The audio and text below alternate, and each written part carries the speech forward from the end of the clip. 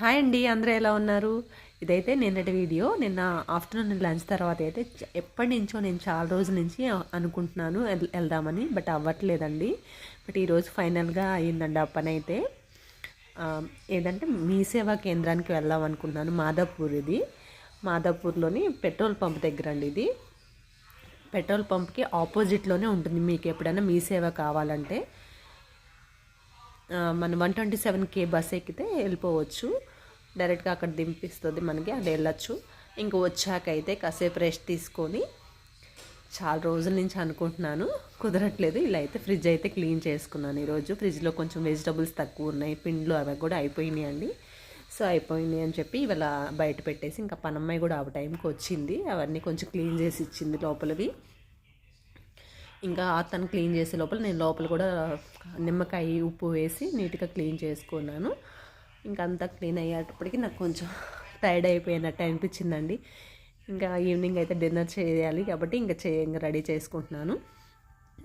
ఇంకా ఇప్పుడైతే డిన్నర్లోకి egg curry అలా రసం పెడదాంలే అనుకుంటున్నాను. రైస్ పెట్టేసుకొని మేము ఈవినింగ్ కూడా రైసే తింటామండి మోస్ట్లీ. ఎప్పుడన్నా చపాతీ అలాగే జొన్న సంగటి కానీ తీసుకుంటాము. ఇంకా కర్రీ అయితే ఎగ్ కర్రీ అయితే అయిపోయింది.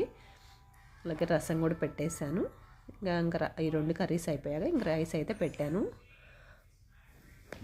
ఇదండి ఈవినింగ్ డిన్నర్లోకి ఇవి చేసుకున్నాము.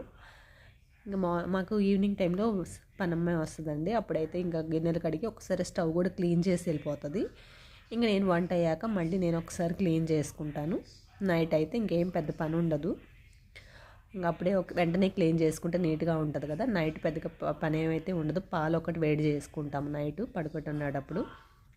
పాలు వేడి చేసుకోవడం ఏం తప్ప ఇంకేం పని ఉండదు కాబట్టి క్లీన్ చేసేసుకుంటాను. తర్వాత ఇంకా వంట అయిపోయిన తర్వాత స్నానం చేసి పూజ చేసుకున్నాను.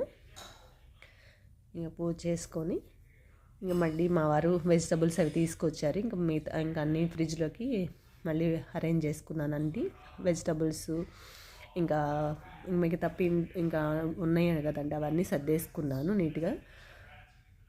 ఇదైతే ఇలా ఫ్రిడ్జ్ని ఆర్గనైజ్ చేసి పెట్టుకున్నాను మనకి వీలుగా ఉండేటట్టు.